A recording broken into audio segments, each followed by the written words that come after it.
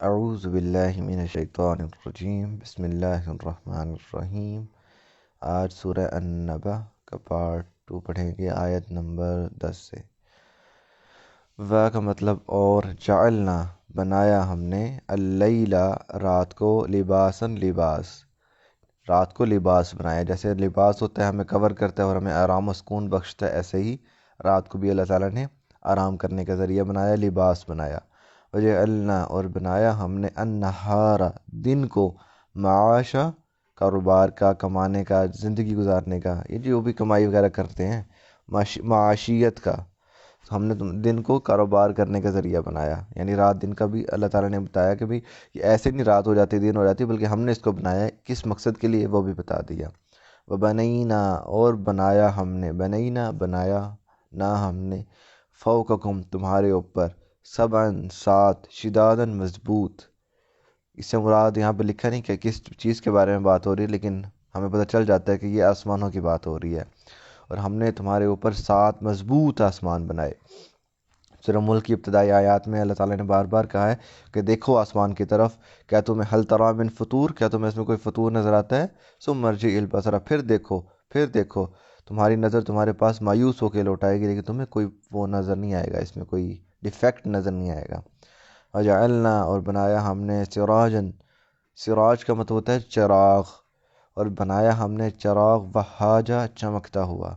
اس سے مراد بھی ہمیں پتہ چل جاتا ہے سورج ہے، اور شاید یہ سراج کے ہی لفظ سے سورج اردو کا نکلا ہو، کیونکہ اردو بھی عربی سے ہی ماخذ ہے نا تھوڑی تھوڑی۔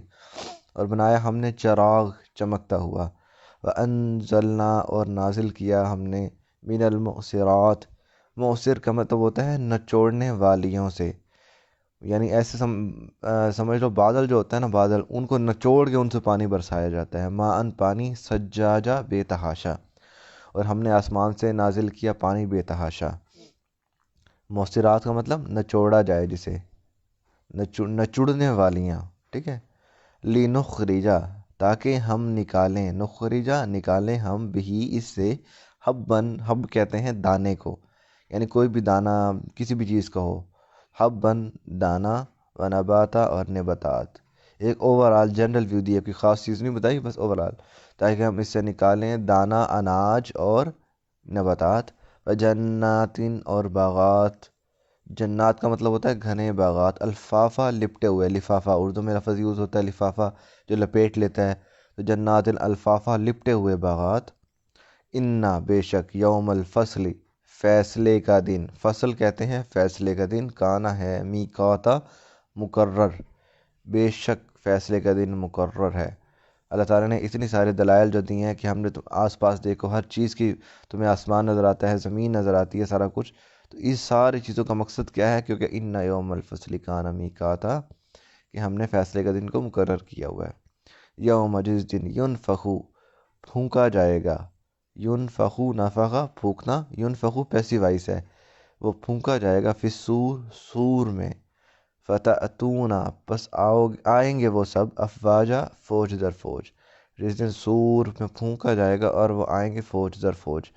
اچھا، سور میں پھونکنے سے مراد ہم غلط مطلب لیتے ہیں، سور میں ہم اس سے مراد جانور مراد لیتے ہیں، جو سور جانور ہے وہ مراد نہیں ہے اس سے، بلکہ اس سے مراد ہے ایک نا سراہی نما، جیسے آپ نے اگر کوئی جنگ کی ویڈیوز دیکھی ہو تو جنگ میں شروع ہونے سے پہلے ایک نکارہ بجتا ہے، ایک باجا ٹائپ سا ہوتا ہے ٹیڑھا سا سراہی نما، جس میں وہ پھونک ماری جاتی ہے تو وہ ایک باجا سا بجتا ہے، تو اس طرح کا کوئی ہوگا جس میں پھونکا جائے گا تو ایک بہت چیخ آئے گی، جیسے ہم نے پچھلی صورتوں میں پڑھا نا، فَإِذَا جَاءَتِ الصَّاخَّةُ، جب آئے گی کانوں کو پھاڑ دینے والی آواز یا بہرا کرنے والی آواز، تو وہ آواز نکلے گی، ایک سراہی نما، ایک باجا ٹائپ سا ہوگا۔